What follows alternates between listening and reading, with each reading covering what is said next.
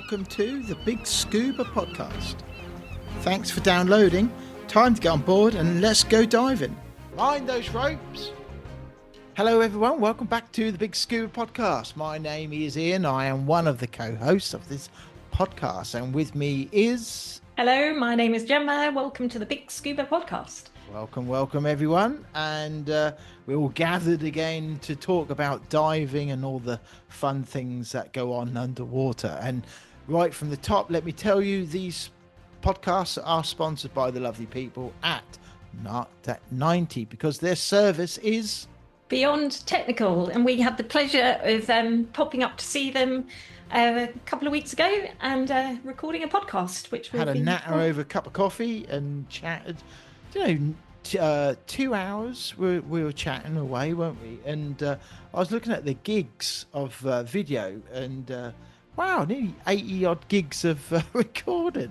I can't believe how much that clocked up. Yeah, and we were talking to them prior to actually recording as well, so it was a day full of chatter and stories.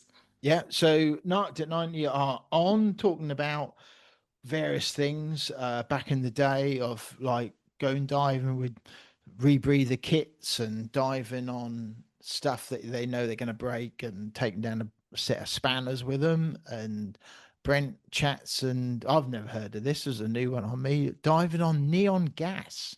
Yeah. Who's heard of that one? Yeah. So it was quite interesting. Yeah. Sort of hearing about their stories and how they've kind of pioneered the rebreather route, really. Yeah, especially in the UK. And there's, it's them, having the chat and sort of sharing some of their stuff that they did back in those really early sheer water computers, putting some of that stuff together in great big aluminium boxes that they, things like that. So stay tuned, and you'll be able to hear them chatting about some of this stuff. And it's good fun. Yeah, and what they can offer the divers today as well. Well, this is exactly it. From all that experience that they built up to this great big team that they built up there at Wellingborough, and the service that they offer to divers, second to none. Yeah. So no, it was definitely a good day. So that will follow along shortly. Need to tell everybody that this podcast, we talk to people connected to the underwater world, whether they are scuba divers. We've spoken to paddleboarders, free divers. We've spoken to astronauts, magicians, filmmakers, photographers, chefs. Yeah, we spoke to a chef, didn't we? No, he was the magician. Oh no, his name was Chef. Yeah. I knew there was a chef there. Cooking underwater, no, but we have covered cooking in a few episodes about how tasty the seafood is. Complaints. I don't care. Yes, so we've got a back catalogue of 220 episodes to listen to, and that's spanning over the last 6 years. Yeah. So there we go. This week we are back up the A14 on to the M6 to the NEC. We're going there Wednesday. We're going to be up there. If you are in the caravanning, camping type lifestyle, which a lot of divers are, might see you there. If you go in there, we're going to be there Wednesday to the Caravan and Camping and Motorhome Show 2026. Yes, and it starts on Tuesday and runs right through to next Sunday, I think. So it's quite a big show. Yeah. And there's usually like about 8 or 10 of their halls that are filled, aren't they? Yeah. I have a feeling February is a bigger show than the one they have in November that we went to. And there's lots of other stuff there as well, like if you're into outdoor pursuits and stuff, and it's where we met Jo Mosley, wasn't it? Yes, so she's well known for her paddleboarding and wild swimming. That's where we met her, and then she came on as a guest not long after.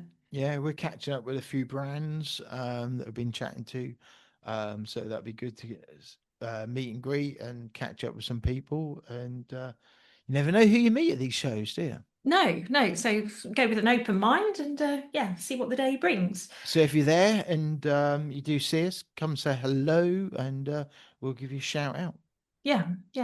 We need to give a shout out to Stephen Winchurch from Dudley Dolphin BIGSCUBA Club. So he approached us. Another lake that we've never heard of I till know. this. So it's called the Lodge Farm Reservoir at Netherton, and it's out near Birmingham. I don't understand. I've been diving, 10 years? Never heard of this lake before. No. So he sent us some information. It's got quite a few attractions in. I think the maximum depth, 15 meters, Yeah. with an 8-meter shelf, and it sounds like there's facilities there. Everything's roped off, so easy to find. And I have looked at some of the footage, so there's kind of big pike in there as well. Is it?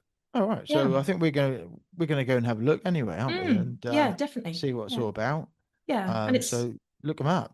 Yeah, definitely good to support these, other clubs and lakes around the country because it all helps and It does show, doesn't and that there is plenty out there, to go explore. We haven't got to keep diving at the same old lake. Not taking anything away from shore diving because we'll be doing shore diving, but if you want an inland lake, there's plenty out there. Yeah, definitely. So, and then, we're big fans of Springlakes Divers Time. Yeah. So we've been there a few times. Got a date for the diary for Springlakes. 25th of July for their Snorklefest.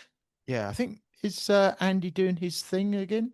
Yeah, I think he's going to do a parachute into the lake and go for a dive. So, yeah.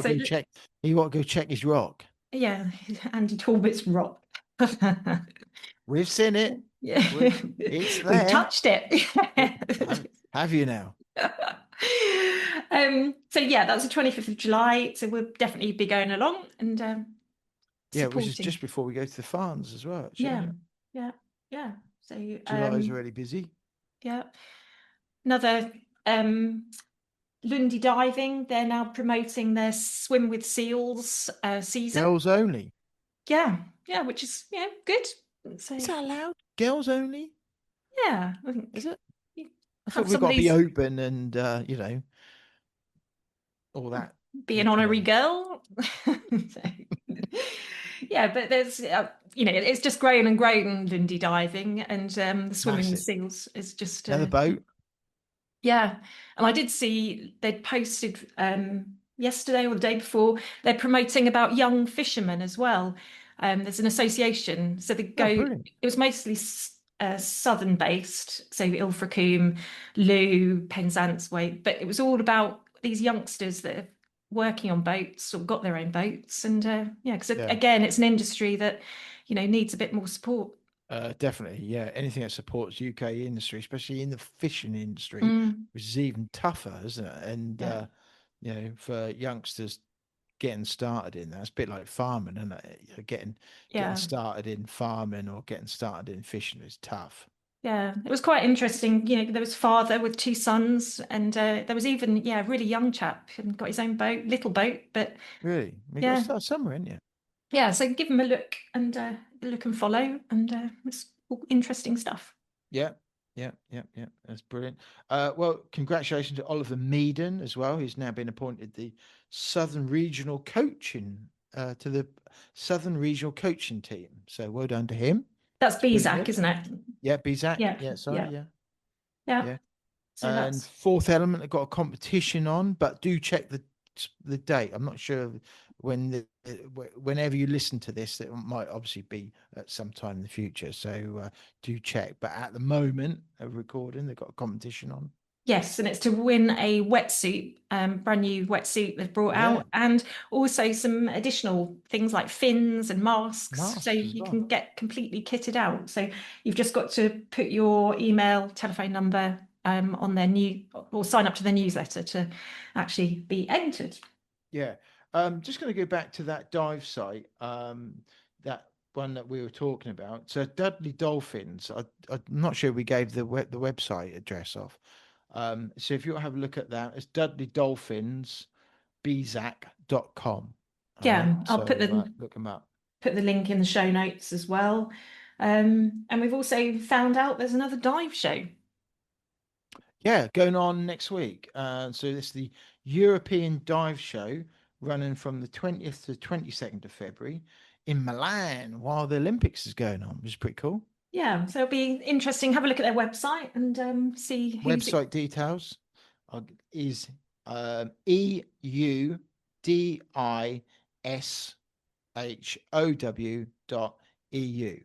Yeah, so again, we'll put the notes in the show notes to look that one up and maybe put in your diary. EUDISHOW.EU. Mm-hmm. Yeah.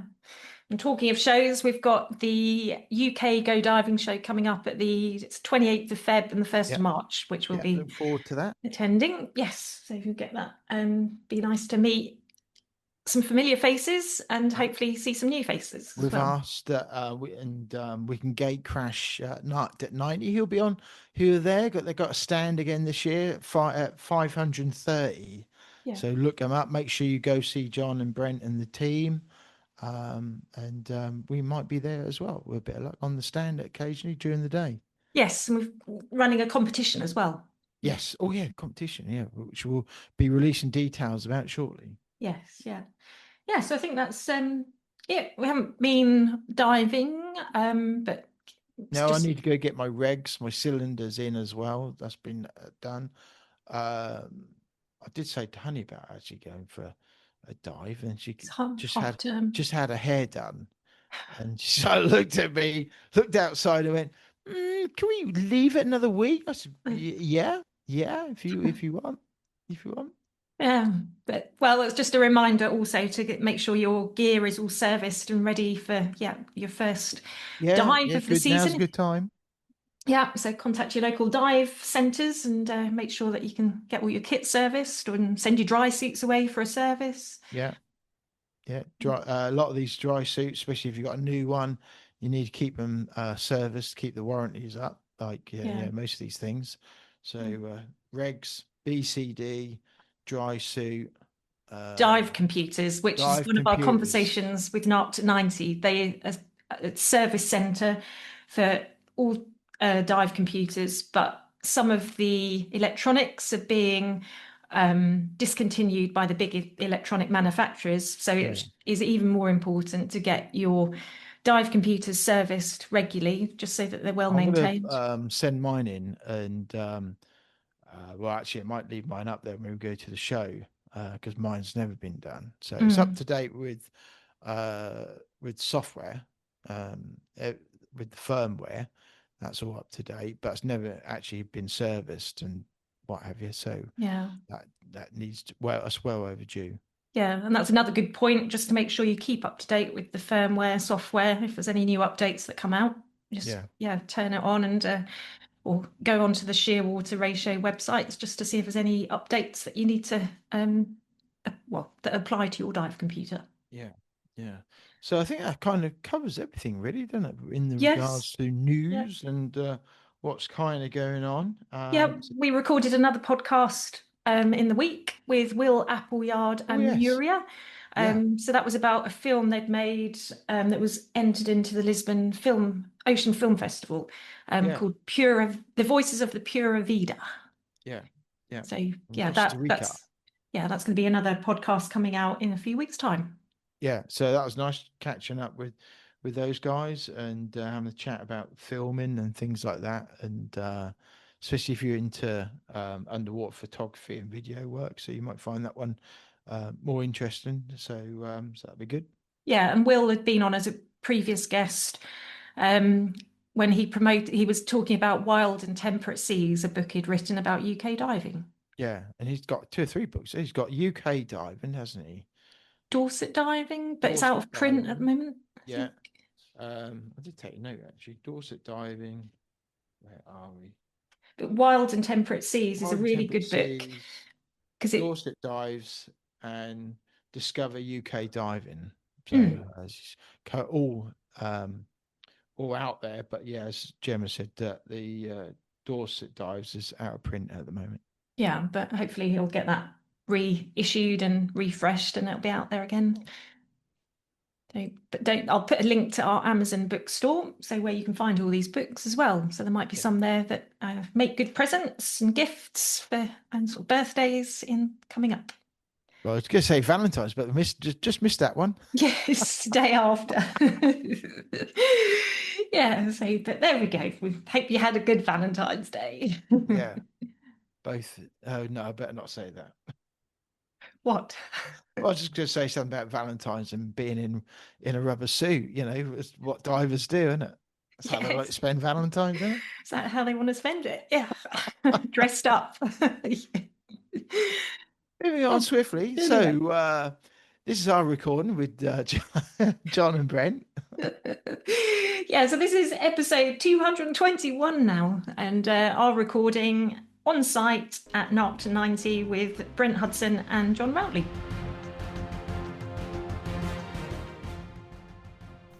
Hello everybody, Ian and I are at the headquarters of Narked at 90 today to record some footage and some stories, and we are here with Brent and John.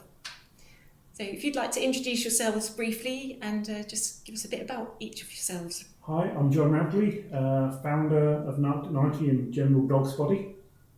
I suppose that leads me to me then, isn't it? Yeah. And you also, you a little bit about your diving history. Just when was your first dive? I think I was 14 in a gravel pit in Frapston.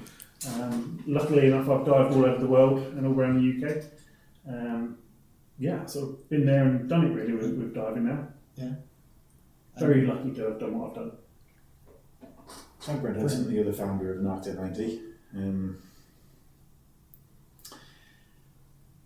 Technical trimix rebreather diver. I stopped logging dives after my 1000th closed circuit mixed gas rebreather dive, so quite a lot. Yeah. First strapped a rebreather on late 90s? Yeah, I guess so, yeah. That's how you two got talking. Well, I had a full version of SolidWorks CAD, and John had a lathe and a mill in his back garden, so we were destined to be very good friends, to be honest with you. And we made diving equipment for ourselves. That was it, just one for me, one for John, And we built it together, we designed it together, we made it. And then people would see us on a dive boat or in an inland or a cave or something, and they'd look at our dive kit, point at us and go, "Oh, that's brilliant, where do you get that from? I want one." So instead of making 2, we made 10, sold 8 or gave 8 away to, other people, just, and that covered our 2 kind of thing, and that was really how it started. It's like, well, where do you get that from? And of course, we're on dive forums and news groups and Yahoo groups. And what's before the face talking Insta crap and everything you got nowadays, It's, okay, we're old, we're of that generation, I'll admit to it, But John's username on the forum was Narked at 90, for narcosis, he's just Narked at 90. So where do you get that from? That bloke Narked at 90, and that's how our name came. For one, for better or worse, that's how it came about. Yeah, and that's how everybody knows you. Yep, today. So they say. So when did Brent and John dive together for the first time? That was at Cape and Ray, wasn't it? Yeah, I had a dolphin. We decided hadn't met each other? No, this is our first meeting. It's like, let's go for a dive. In the car park. So we met in the car park at Cape and Ray, inland dive site. It's a great place. To be honest with you, it is a great diving centre. I think they've got even better and better. It's been a long time since I've been there, but Yeah, we had a good time. I stopped diving at anything shallower than 50 metres because what's the point at one point, So it's been a long time since I'm there, but I've heard some great things about it. But anyway, John and I met there, and I had a Draeger Dolphin semi-closed rebreather, which I've modified into a closed circuit, and that's kind of how it was because John's was the same. And it had a KISS valve on, and then I took that off and I put on a micrometric metering valve. Now basically, your metabolic rate of how much oxygen you consume, it's the molecules of oxygen you consume, it's not volume. So having this metering valve is like a needle valve that could only flow a small amount of oxygen. So you would turn this metering valve to match your metabolic rate, so you didn't have to keep on topping up your oxygen like your solenoid does on. So manually in control. Exactly. Yeah. So you do have a manual add button, to top it up should you work hard. But otherwise, I was matching metabolic rate by a needle valve, and that was how it worked. I thought it was the best engineering. I'm an engineer by trade, so gas flow and gas systems, something I knew quite a lot about, and that's how I made it. And while I was in the water with John, it failed because it was home built and it was crap. And it just started flowing oxygen through the valve. I couldn't stop it. So I had to shut down the rebreather off the tank valve. So I shut down the O2, right hand knob, off it went. Of course, I'm with John, and he's my friend, and I've met him for the first time, and the last thing I actually wanted was John to think, what a fuck up you are. I didn't want him to know. So I did that entire dive, flying the entire rebreather off the main tank valve. Oh, turn it on and off. On and off from the tank valve. Flew The whole thing oxygen on and off? From the tank valve. So I maintained the PO2 entirely throughout the entire dive off the tank valve. How long was the dive then? 3/4 of an hour to an hour, I don't remember that. Just because I didn't want to embarrass myself, and obviously... Did you tell him afterwards? He figured it out. He was like, what are you doing? So in the end I fessed up, and ever since then he's like, actually, you're not as much of a fuck up as I thought. No, we've been solid friends ever since. So did you dive buddy up together for a lot of your diving group? Very little, to be honest with you. The diving groups that I hung around with, John's friends were mainly cavers. So I mean that's how John became close friends with people like John Valanthan. And the likes, and fixing his kit up for him and stuff. And mine were wreck divers and sea divers, so we'd go out to places off the northeast coast of England. So we'd dive off Sunderland, Newcastle way, and off the North Atlantic, Marlin Head. So my dives were mainly deep wreck. And John's were mainly overhead environment. Now, we did do a lot of diving together in places like Dorothea. It's probably one of my favourite inland sites, actually. The 88 shelf there is quite serene. It's dark. That's the dark one, isn't it? Yeah, we come out from where you drop down the slope. Right. So we drop in the water. If you go straight across, there's a tunnel about 20 metres. You go through there. You can drop down. There's another tunnel about 57 metres. You can come back. And there's a slope that goes down, levels off at about 88. You can go further out and hit the sump. I think it was 104 metres at the time. If you go down there, you should find actually a little sign with Narked written on it. Really? Yeah, I did that. So everyone should. There's gnomes and stuff, but everyone just make them up. I don't think people dive from that anymore, are they? Dorothea? It's hard. No, you can't get in there. Yeah. I mean, it was the place where you went to technical dive and train. It's a deep water quarry, but it's the 88 shelf there. It's quite a serene place to just sit there, kneel down, just turn all your lights off. It's like a sensory deprivation tank. And you just sit there at 88 metres, no light, no nothing. And you're in space, I think. Yeah. It's just like... Well, the only thing you can hear is your own blood flowing through your veins, the air moving through the convoluted pipes of the rebreather, and occasionally as the solenoid opens. That's it. Apart from that, there's nothing. And your heart beating. The thing is, I mean, the job I had at the time, it was quite a stressful job for the company I worked for. So when you're there, you've got no other space in your life. You've got no room in your life for thinking about anything else apart from that dive. None of your worries, none of your stresses from work or anything else. It's just you and the rebreather and where you're at. And that can be an incredibly peaceful place to be, mentally.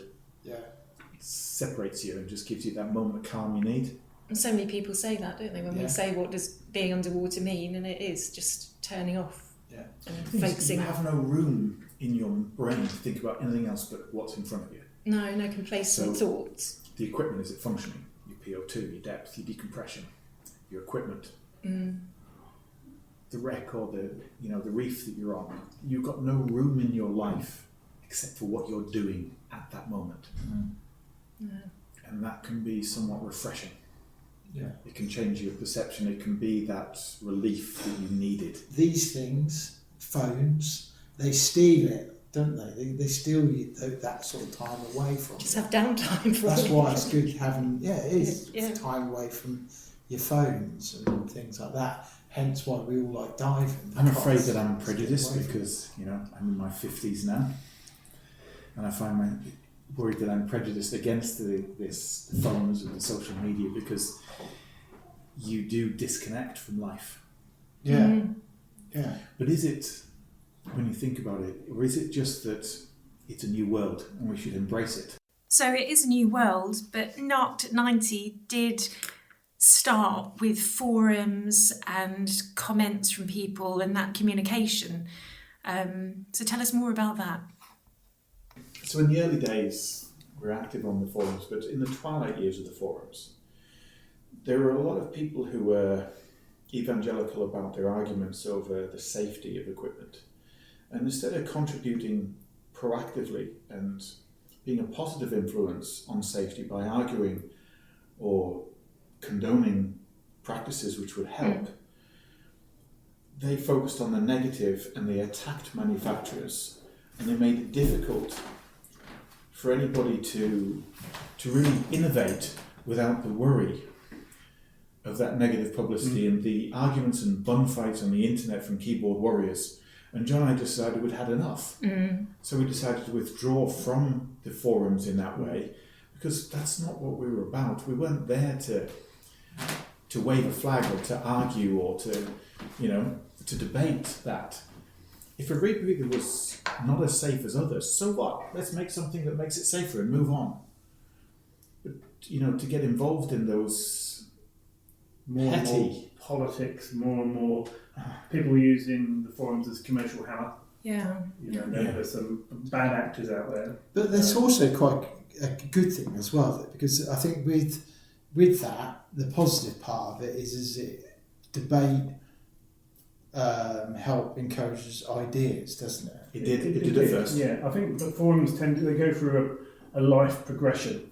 Yes. They're quite niche. Everybody likes to be niche. They feel part of that little niche family. Then it grows bigger. It gets bigger and bigger. You have a few bad apples that are there who are just trolling. Yeah. 7 ages of man. Yeah. And beating their chests. Yeah, and it gets so big that the corporate sees it as a money scheme. So it gets sold to a corporate entity, a media group. Then people find that out and find that they're not part of the family anymore, and then the readership dies off. Yeah, and they all seem to go through that sort of this bell curve of, and it drops off. And when we got out of the forums, and it is a shame because more and more manufacturers would engage, but because you put your head above the parapet, and there's people out there that have got nothing better to do than have a few beers and go and troll you on the internet, the manufacturers don't bother because it's just not worth the stress that comes with it. And it's a shame because it's such a good resource for people. But it only takes a few to ruin it for... That's right. A lot of the manufacturers just found an impasse, that it was mutually exclusive to be professional and to be engaging with people when you had so many trolls, so it just didn't happen. So people just walked away from that. And I suppose it's the same today with other organisations and social media. But in those early days, we were accessible. So we had a lot of people came to us and said, "Oh, you did this, can you do this for me?" And they knew who you were because of that. And of course you don't get that now, so a lot of people don't even know who we are, what we did, or why we're relevant. Or maybe we're too old to be relevant. I don't know. Maybe, yeah. No, I think you are, and we're all diving, and as I said before, we're all diving. We could slap on a dive computer and go for a dive, and that'll bring us back because of you guys doing all the early work and putting the footprints down for us people to come afterwards.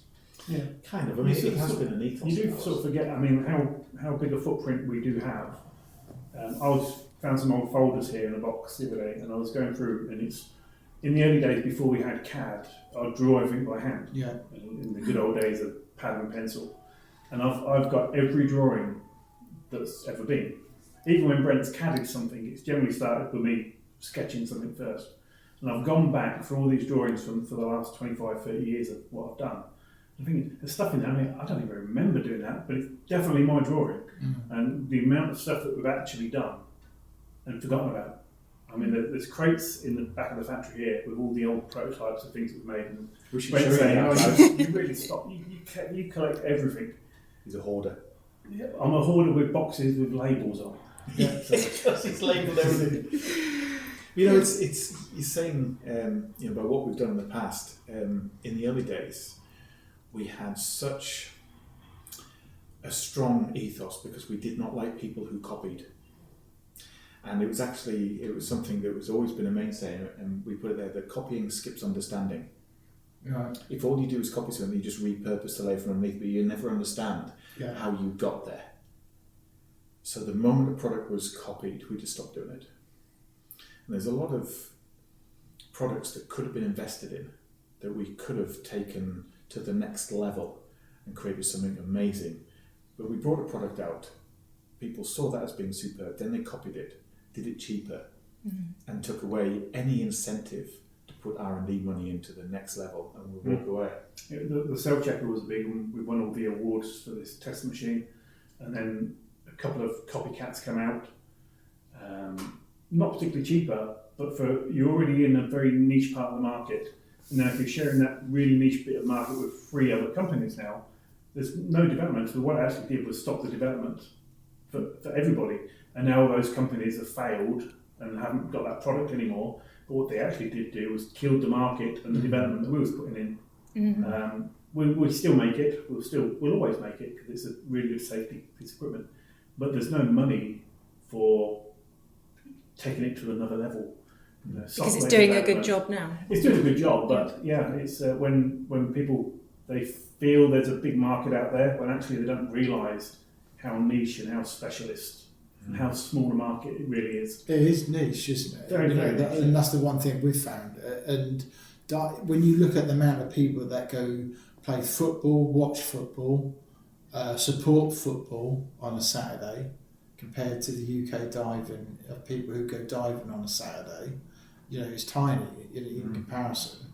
But when you look at innovation, diving has more innovation over the last 20 years than football. Oh yeah, quite a long shot, yeah. When you look at it. So you've got to ask yourself, where did that innovation come from?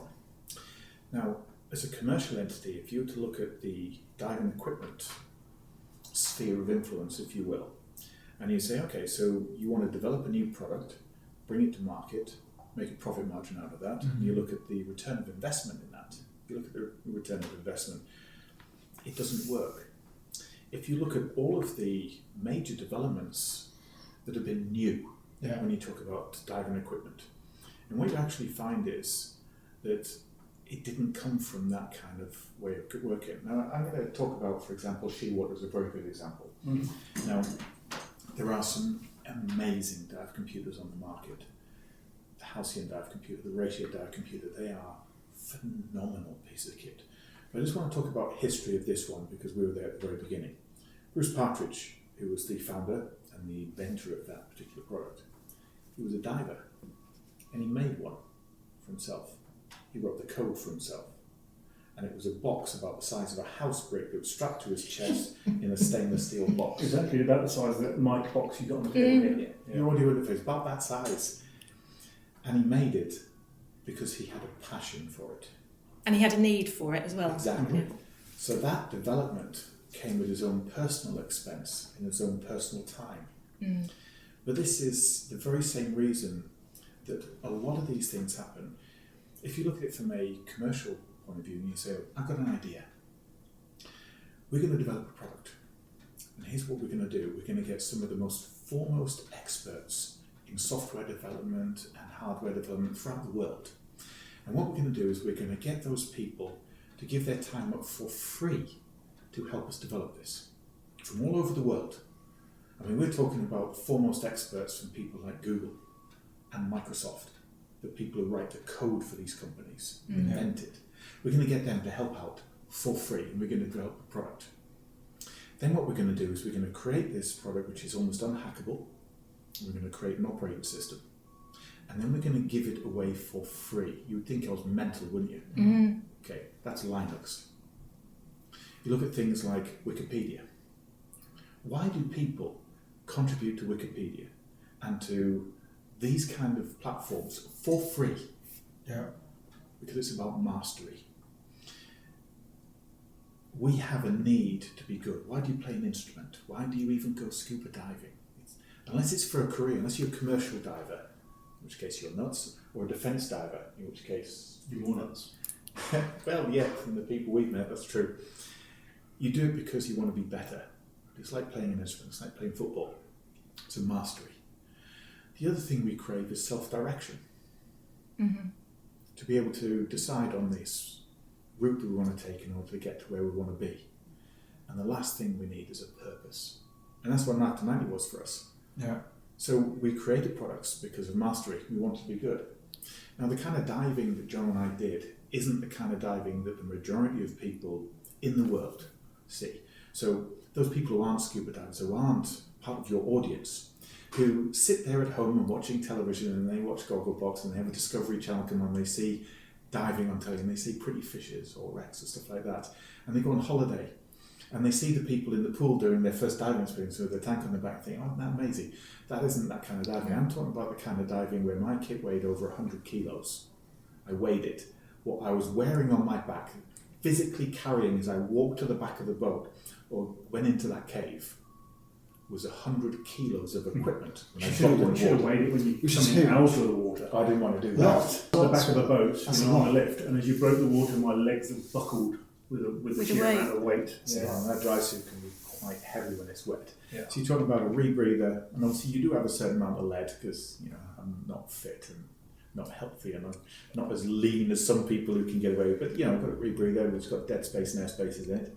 You've got your wing, you've got your Sims backplate, you've got some lead, you've got a dry suit, you've got 2 stages. And I used to run aluminium 12-litre stages. They were rare.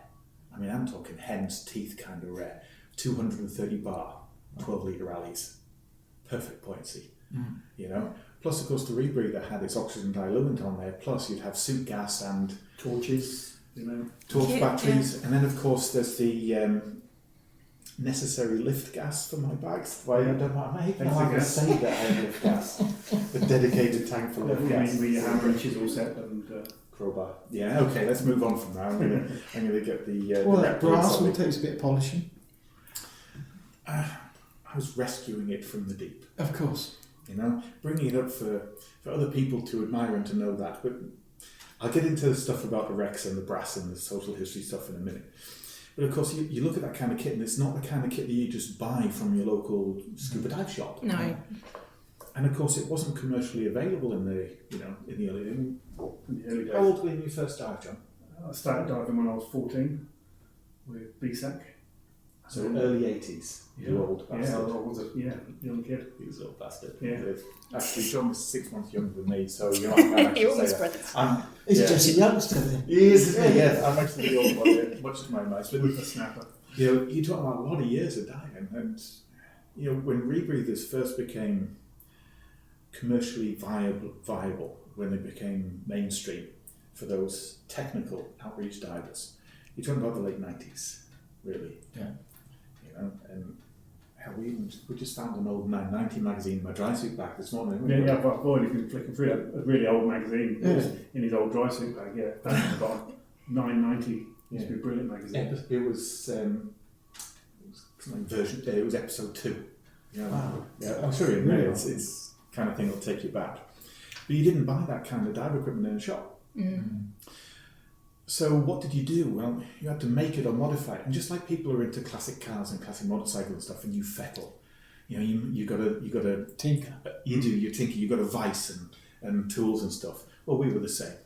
So we'd make our own diving equipment. And at this point in time, Narked at 90 hadn't kind of evolved. It was just you guys tinkering with your... We started going onto the forums, and you had to give yourself a forum name. So I just Narked at 90. It was just my forum name. I was called Dive the World. And bit by bit, we're making bits of kit, and people are saying, "Oh, where do I get that bit from? Where can I get that?" And it's, "Oh, that 90 chap." So it started becoming a well-known name without it being a business. Do you ever get confused as Naked at 90? Yeah, all the time. Yeah, and choosing my company logo, the Naked man with his arms out, right? It's never even occurred to me that if you misspelt it, and I'll put Naked at 90. We've had several shipments come in over the years, and the postman's laughing. He said, "I've got a brown parcel for Naked at 90. I said, "It's Narked at 90. He said, "No, I know what it says." I said, "No, it's more about what your psyche is than it is about what's in the parcel." Yeah. Or I've had to go to a courier with your little card and hand it over, and then I can hear a load of sniggering out. This is going to go down the dark path, especially if we end up in the halcyon GPS device. But anyway, moving on. So This episode is brought to you by Narked at 90, the cutting-edge pioneers in the world of diving equipment. Meet the founders, John Routley and Brent Hudson, who have logged thousands of mixed gas dives over the past 3 decades. About 20 years ago, these experienced technical divers combined their passion for diving and engineering skills to create Narked at 90. Whether you're new to diving and ready to take it up a notch, have a fair amount of experience, or are considering a transition into technical diving, we highly recommend Narked at 90. They're ready to advise on the best equipment and setup for your personal and commercial needs. Narked at 90 also has extensive hands-on experience with shearwater and ratio dive computers, being the longest-serving UK service centre for these brands. They're ready to offer technical support, servicing, repairs and upgrades for all shearwater and ratio computers past and present.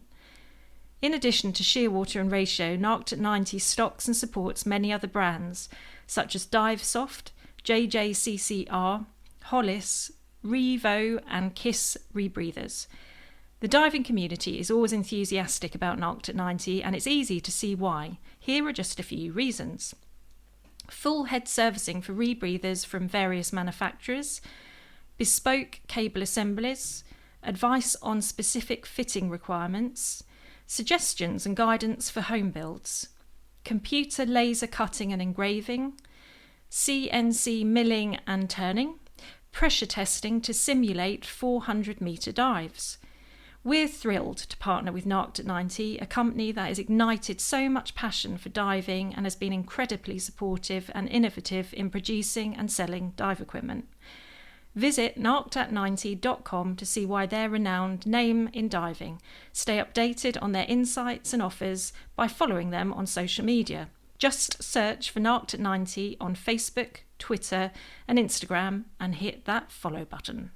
John and I were friends who met on the internet and discussed things because we were like-minded on an old Yahoo News group for the old Dolphins. It was a Draeger, unofficial Draeger list. Yeah, so we were chatting and everything, and of course John had a lathe in his back garden and I had a full version of SolidWorks CAD, so we were destined to be very good friends. So we'd make this stuff for each other, you know, we'd collaborate, we'd make two, and you get on a boat or you go on a cave dive and somebody would be looking at your kit and think, oh, that's brilliant, where do you get that from? Can I have one? So instead of making 2, we'd make 10. And we'd sell it to pay for our tour. It was a hobby, right? I mean, you didn't want to do anything but maybe pay for a drummer softener line out of it. So you didn't want to do anything out of it, but you got the joy and the emotional payoff from other people getting hold of that stuff and thinking, that was brilliant. The mastery thing, right? Just like Wikipedia, it's like Linux, you know, you're not doing it for a commercial enterprise. And it kind of grew. And in 2007, stop bouncing your table. In 2007, we got the Global Award for Innovation for one of those products. In 2010, I was still a sole trader at that point, so we actually had to incorporate the business. And that was 3 people recommending you around the diving community. Yeah, forums. That this is amazing. And so up to that point, it was basically me working in a shed, making stuff and answering phone calls and. Basically, it was all me. Brent was CADing stuff, but he was working for another company. See, I was technical director of a multinational company with 17,000 employees. I was responsible for the entire UK division of my specific subjects. I wasn't going to leave that. No. You know, but John took the courageous step of deciding to do this as a commercial venture, and he took a step. Now, obviously, I'm still with John, but I'm wearing 2 hats. And John put all of his time and effort into it, and that's, you know, in 2007 we got the Global Award. In 2010 we got the European Award, and somewhere in between we got a letter from the NATO research dive teams saying, "Can we have one of these widgets that you make?" That was really funny because they placed an order with us, but we're a small little company. You've got to pay for something for me to be able to give it to you. And so we've had this letter from people who said, "Okay, here's an invoice." And didn't get paid, so it waited and waited and waited. And about 6 months later, they said, "Where's the product?" I said, "Well, you haven't paid for it." "Where's the money?" I said, "Well, we're the military." And, you know, you pay your money, you can have the goods. So they finally paid. Right. And we sent one of our test machines out to NATO. But yeah, they said, no, we don't pay. You just give us. No. Not going to work like that. Yeah. So I've still got their letter framed. Yeah. We've got purchases from,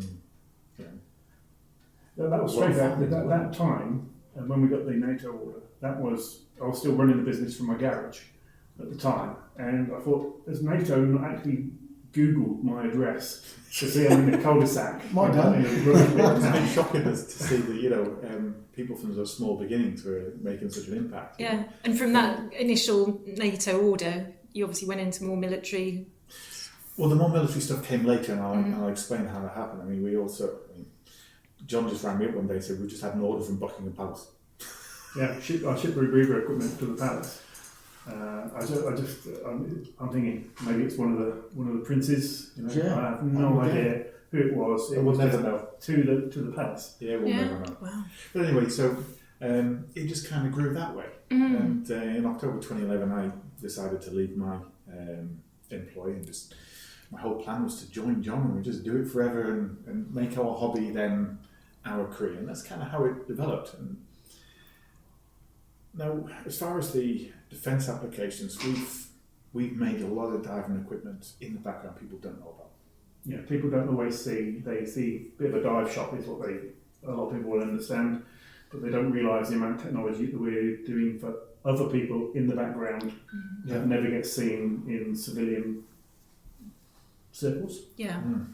So we do. We can't mention names because of contracts and things like that. But non-disclosure agreements. Yeah, there's numerous rebreathers that we've designed and built for military applications, where they'll come in with a brief to us. We'll do the design and manufacture, and send it off to them for their approvals, and they do whatever they do behind closed doors with all that stuff. But knowing that then puts this kind of official stamp on you that you are the experts. But it's also, for us, it's an incredible achievement when you're sat in a room with some gentlemen from Poole and they're telling you what they need and you supply it to them. That is such an accolade, personally, for me, that I can think, am I really the guy that you're coming to for help? Yeah, but that's much the same. So before we had that big meeting with the military, when COVID hit, and we ended up being on the first phone call list for the government, and that is something to tell. Super stressful part of our lives, but the whole world's falling apart with COVID, and we've got Oxford University and the government asking if we can help with the ventilators, and not just a little bit of help, but we made 27,330 odd oxygen control systems. Sensor systems and cable harnesses, breathing tubes. We couldn't believe what happened there. We were all at home. COVID hit. We were all furloughed. We didn't know what was going to be happening. The future was so uncertain for everybody. But you know what? If you can see the next step in front of you, then take that. And that's all where you might not be able to see the end of the forest, but can you see your next step? And that's where we were, really. We all hoped for the best. And the phone call came through, and I can't remember exactly what time I was in the backyard, and one of my friends is a scuba diver, they said, and they've told me that I ought to give you a call. Brent, what do you know about oxygen control systems? Well, we make them for Dev Group. That's good enough, yeah. He said, okay, my name is Professor Andrew Farmery. I'm Dean of Oxford University. I'm heading up the COVID response for the Cabinet Office and the Medical Health and Regulatory Authority. And I've been told to give you a call. Can you help? And we did, and the whole thing was done at zero net profit, and Smith and Nephew actually funded it all. I think they phoned us after they got off the phone. Next time I spoke to him, this guy at the government, he said, that's the most productive phone call I've ever made in my career, talking to you guys. Wow. And it felt amazing that we were getting to do the right thing and for the right reasons. It's very hard, actually, that there's a lot of roadblocks in it. Well, there was a bit, recent news, weren't there, about somebody who had supplied shoddy PPE, weren't there? And the government paid all this money. 20 million they threw out on it. And we won't better not mention their names, but it's, there was you can understand that why there was so much underhand stuff going on that it's shocking to see all the hard work and effort that we was putting in to do the right thing and get nothing from it, and then the government bods are throwing millions and millions and millions Yeah. at their friends. All the stress and hard work that we went through. I mean, the first delivery of equipment that we sent to Hull, was it Hull? Yeah, Smith and Nephew. Smith and Nephew too. Brent's wife went there because we were all too busy making and doing things. So we filled the car full of goods and sent it up there. And it was like full hazmat suits. The press was there, but everybody's in hazmat. I had no idea. No, they haven't told us what to expect. You're there with your little paper mask on, and they're in full hazmat suits. And TV cameras. We give some warning. We turn up and it's this massive thing going on. Yeah, I got in real trouble for that. She said, "At least you could have told me, I could have done my hair." But anyway, so the diving side of this has grown because of necessity, and because it's your passion, but not because of any grand plan. Really, I've got to be honest. It's sort of grown a bit organically. We're doing things that we enjoy, rather than here's our great master plan and this is what we've focused on and we're going to go that direction. We sort of weave this way and that way and do things that we enjoy. Some things end up really good and others don't. I remember wreck diving off the northeast coast, and we've discovered so many wrecks. I mean, we ended up on ITN News once because some of them, on these wrecks, you have to find your way back to the shot line. Yeah. It's an absolute necessity. Now, I know we all should line off, and obviously, especially if you're doing wreck penetration, that's an absolute necessity.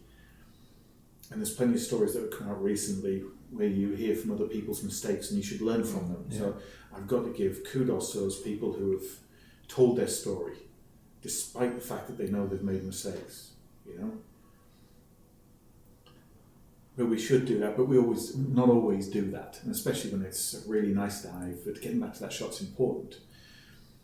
So in the early days, we used to use Jotron strobes or other strobes, and only you can see it, but we always used to carry 2, 3 or 4 of them because we knew they would fail. Yeah. Mm-hmm. But at the end of the day, when you have extended decompression to do, if people have to back off because they don't find their way back to the shot, that puts everybody at risk, and that just can't be allowed. Yeah. You really have to make that better. And then you look at things like even when you did use these inexpensive strobes, where you'd have to have multiple on them. Okay, so it's cheaper you could buy them because they were fairly inexpensive, but you still had to have more than one of them because you couldn't really rely upon it. It's then how do you attach it to the shot line? If it isn't off the deck, high enough up, then it'll just slide down the shot line into the silt and then you don't see it, and what was the point? Yeah. So all these sort of challenges that people find ways to do, with little snoopy loops and all sorts of other things to do, but there was no concerned effort to find a solution to these problems. And John and I looked at it and thought, well, that's crap, let's do something better. So we brought out a strobe. Yeah. And, okay, if you're going to make a strobe, then make it the brightest strobe there's ever been in the world, ever, for underwater use. Make it fast. Problem with all the strobes is you go flash, blink and you'd miss it. You blink, you miss it, you turn, you missed it looking over the shoulder that way. Time you've turned and looked over the other shoulder, you've missed it again. Yeah. So that tells you need multiple flash rates, so you can choose them. So we brought out our strobe, and that's been modified a number of generations on. I mean, it's called the Gen X, it's supposed to be generation 10.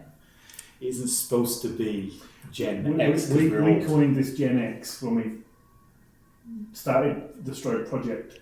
Gen X, as it is now, wasn't a thing like it is on social media. Yeah, so now we're a bit cringe about that, but it is not about... Yeah, but by that time, and then COVID hit, so the strobe had to go on, put on the back burner while we was doing ventilators. So, and now all that's gone, we're now making strobes again, but now it's got the name Gen X, but that's nailed into all the packaging before Gen X with the, thing on the internet. So once you've got a strobe which has got the depth rating that makes it almost impossible to flood, you have the reliability of that system. Yeah. You've also got multiple flash patterns, so you can choose what you want. You also think about adding value to that and saying, okay, so what if we turn it on but extremely low power so it doesn't burn out the strobe element, but then it's a lamp that you could use as a backup light source for caving, or things like this, or just for illuminated instruments. So we did that. But then you have an extremely powerful bright mode which overdrives it, but flashes slowly for search and rescue operations. So it'll last for How long was it? I got sick of it 114 hours and turned it off. Oh, that's long enough. If you haven't been found by then, you're in trouble, right? Yeah, no, I should actually redo it, because I then. think we'll probably get a lot more than 114. It sat on my desk for 114 hours. It's amazing. I'm having to sit there all these days, flashing in these days. Yeah. So I mean, that was a necessity, but it's like, well, how do you keep it out of the silt? And obviously, over the years, people have found ways in order to attach the stroke to the shot line, with different ways. But it was Mike Edridge from... It was Mike that came up with that one, yeah. Yeah, and it's the long line fisherman. Yeah. Mm-hmm. So you got the long line that goes out, but they put the clips on with the bait line. Yeah. And it's how they attach that. And yet that doesn't move. And he came to us and said, look at that. And we looked at it. That's what you want, he says. And it was so simple. Wow. You know? So that is how it's attached. It's just people who know what they're doing, have been diving for decades. Like, well, come and say, I got an idea. And that becomes part of it. So it's the combination. This is what you want for your strobe. So he gave us a little box of them, and Yeah. And it works a treat, doesn't it? It works a treat. Yeah. But we've learned more from mistakes than we have from successes. Though. Yeah. Do people really want to hear about mistakes? But it's a way you learn. Funny one? Have you got a funny one you can tell us? Yes, come on, tell us some sketchy situations that had a good outcome. Funny ones. Funny ones are all right, but the near-death ones are not. So that's, yeah, I mean, dropping onto a wreck, But if we only have perfect dives, you don't learn so much, do you? So you do need a few things. Yeah, that's true. I mean, there's a basic... I did a dive in a cave on a single cylinder. It was only in about 20 metres of water. And I had a guide. It was just like a cavern dive sort of thing out in... I think I was either in Thailand or India, I can't quite remember. I think it was Thailand. And the guide's gone in, I've got a torch that's flaking, you having to tap it to keep it on. And there's a line that's floating above me and I didn't see it. And I've got my pillar valve caught around this line. Before you know it, I've sort of tangled myself up and flipped myself upside down in this cave. And I just saw the light of the guide carrying on. I thought, I'm stuck on this bit of twine in this cave. You know, I managed to get myself unhooked and went and sort of struggled into the cave with it to find this guy. And as we're coming back out, so that's already my nerves are up, everything's tension is up. And as I'm coming out of this cave, and the cave mouth was very jagged, so it's obviously a dry cave at some point. It had stalagmites and stalactites sticking down from the back of this cave, after all this adrenaline dump, this beautiful deep blue silhouette of the cave mouth, and then this massive great fresher shark came in with a big swept tail, silhouetted against this brilliant blue. And there wasn't digital cameras at the time, so there I've got the camera and I'm trying to mess with the focus and try and do all these things. One of the most amazing dives, but could have ended so badly with me trapped upside down, panicking against a cave roof. And all I got was a blurred blue picture at the end of it. But actually the dive itself and this amazing blue at the end just made it amazing from what was actually a pretty tricky situation to start with. Yeah. Oh, sketchy moments in the water. Yeah, I've had a couple. Being the crash test dummy for most diving equipment, you know, if we make a prototype. In there with bag of stems. Of course, you have to have a toolkit. If you don't fix it, how do you know it works, right? And you're going to get back. Yeah. Sometimes you have a leak that needs to be repaired there and then. Yeah. So yeah, I can say a few. There's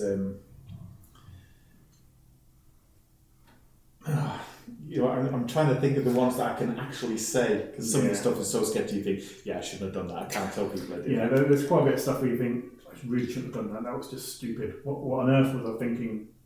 The northeast coast of Sunderland in the North Sea. I was with a less experienced diver than myself.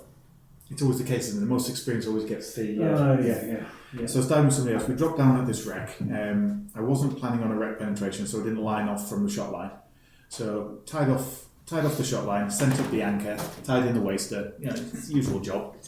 And I just swam along the gunnels. And of course, the way it works is that I'd go through the hydrographic survey and I'd find all the targets for the wrecks that I want to for our expeditions. I'd then look at it. If it says something like 60 metres long, swept clear at 8 metres, no, it's 60 metres long, 8 metres high, whoa, that's going to be a nice wreck. And I'll pick that as a target. We'll do a side scan sonar or a sonar sweep over it, and if it looks right, we'll dive it. let's find out what it is. And that's expedition. Yeah. That's wreck diving, right? And that's what I do. So I do all the homework. So finding the Snaefels, finding the Hogarth, this is what I did.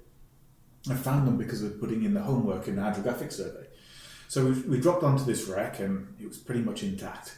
It was a good wreck, covered in all of the anemones and and all the life that you can see. And we dropped in, and there's the gunnels. It's upright and intact. It's like, get in. So swim along the gunnels, and then just saw this wall in front of us. Now, when you look at a steamer or a cargo ship, and you've got a great big superstructure that sits there, looks like a super tanker. Yeah. There. So it's there, and all of a sudden there's this great big wall, and you've got the most powerful lights the world has ever seen. These underwater scuba torches that we have, right? And I think it was a metal sub or something I had at the time. So showing this HID arc lamp and everything, showing this great big huge wall in front of me that was obviously a Mustang superstructure, and I'm thinking there's definitely going to be a bell in here somewhere. I'm getting well excited. This superstructure that big. Yeah. I don't remember it on sonar, but that big. Okay. So looking up at it and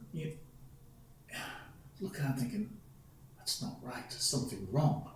And I've got a lot of helium in, so I know I'm not narked.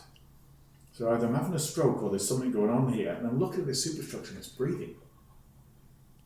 It's moving, it's breathing. So wait. Net. It was a great big giant gill net, all covered in anemones and everything like that. Oh, and it was right in front of us and it was swaying. I was about to go up it into a superstructure. Yeah, you can imagine how scary that is when you suddenly realize. And you learn how to fin backwards when that happens. So I suppose that's one. That was definitely a close call. Because if I'd made the mistake and actually convinced myself it was a superstructure and went up it, you could have brought it down on yourself. That's crazy, kind of dangerous. Scary stuff.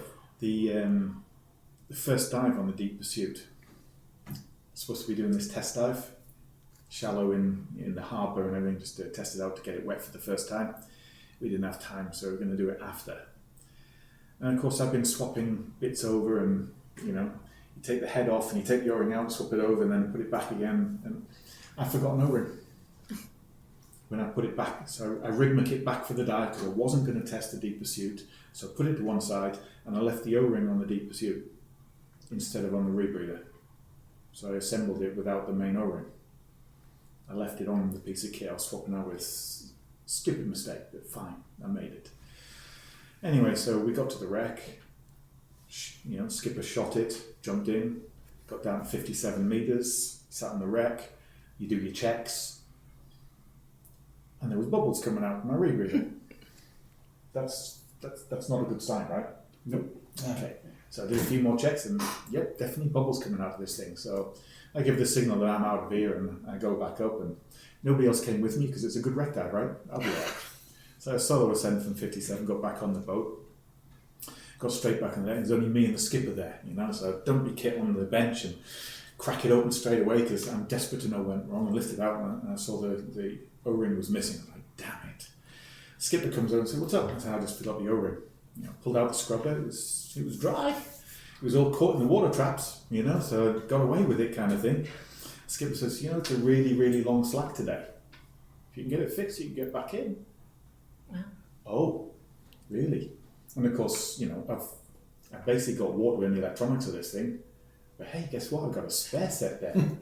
So I grabbed the Deep Pursuit, slapped it on, cracked it in, did all my checks in, dropped in the water, and the very first dive on the Deep Pursuit ever was in 57 metres solo. And it worked flawlessly. And that was the first shearwater control I ever used on a rebreather in salt water. Nice one. Bit stupid, but yeah, that was that. And the last one will be a prototype piece of kit, prototype rebreather. This rebreather was entirely milled from aluminium, no plastic. Wow. This thing cost a fortune. And I have to say, to date, in my experience, and I have dived a lot of rebreathers. From Mark 15 5s through the... Was that to keep it light?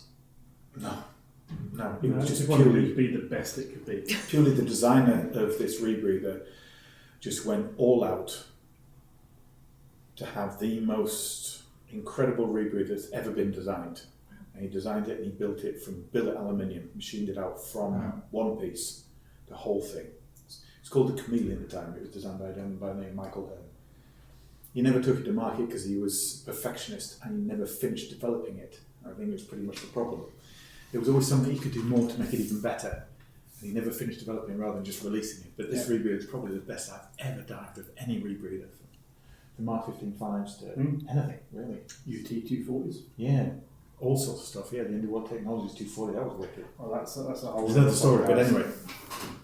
So this rebreather, was, we'd replaced electronics in it, Michael gives it back and I'll give you a new one. I've made a new change to it. Anyway, I got in the water and dropped down and dived this thing 1,000 times before.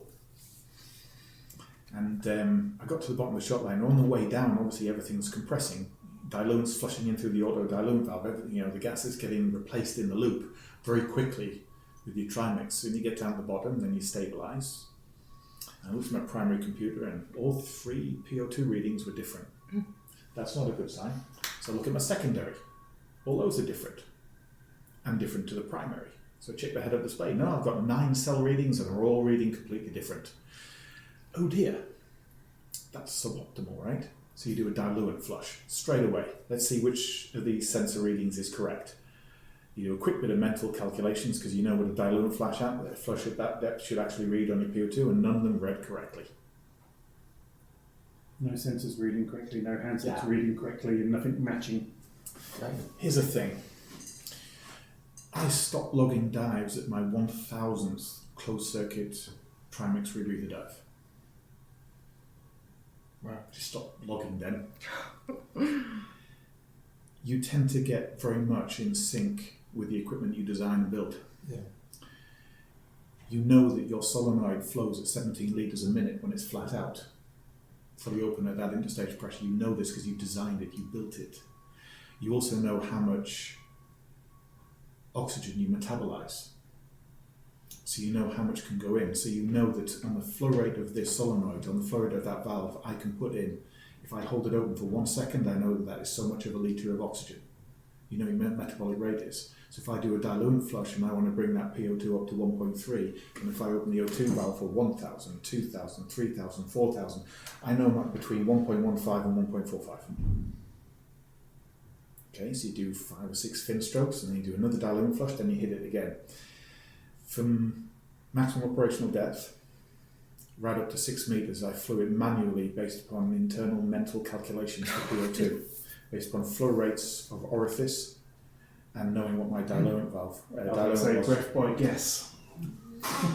And I made it all the way up to 6 metres and then ran it as a pure O2 rebreather. And the way I did that with no PO2 readouts is that if you flush your loop entirely with pure oxygen and you have perfect neutral buoyancy, as you metabolize oxygen, you will then reduce the loop volume, won't you? Therefore, you'll sink. Telling you to put up. So I was actually controlling PO2 by my depth in the water. If I made exactly 6 metres, that's 1.6 PO2. If I maintain perfect neutral buoyancy with a perfectly flat loop. And some calculation that the problem most people don't do that. They just go hand flapping, panic, and missile for the surface. But that is exactly that, isn't it? Because, and not everyone would be able to do that type of calculation. Most other people don't keep that calm. And keep calm. Well, yeah. Mm-hmm. Pure O2 flush, and your maximum CNS load that you want, you're going to be working at 1.6 PO2. So if you've got pure O2 in the loop, at 6 metres, it's got to be 1.6 PO2, right? Yeah. So if I've got perfect neutral buoyancy at 6 metres, after a proper O2 flush, and I hold it, it must be perfect. Yeah. So if I drop, I need to add O2. So you can maintain your PO2 by your height in the water column. And how long did you have to stay at 6 metres? I didn't want to get bent. So I just rode it out until I got bored. So you do a calculation based upon, okay, what's my maximum load and how much do I want to do this at deco? I mean, it's a bounce dive, so you really shouldn't have loaded up more than a few minutes. So if I put 20, 25 minutes of time in at 6 metres, then I'm bound to get out okay. Yeah. Stupid. Not very wise, but it worked out in the end. So then, of course, you get out of the water and you wonder what was wrong with it. So, of course, on the bench, I sat the Camille there, which, like I said, this is the first failure of its kind. This rebreather was incredible. It really was probably the most advanced and fault-tolerant rebreather I've ever had. Lightest, perfect buoyancy. The whole thing was just superb. Its PO2 control was perfect. Anyway, put it on the bench, set up, and it worked perfectly. What the hell's going on? Absolutely perfect. As soon as you got in the water, it failed. Here's what happened. There was a short circuit between the solenoid and the casing. Now, remember, this rebreather was built out of aluminium, no plastic. There was no insulator.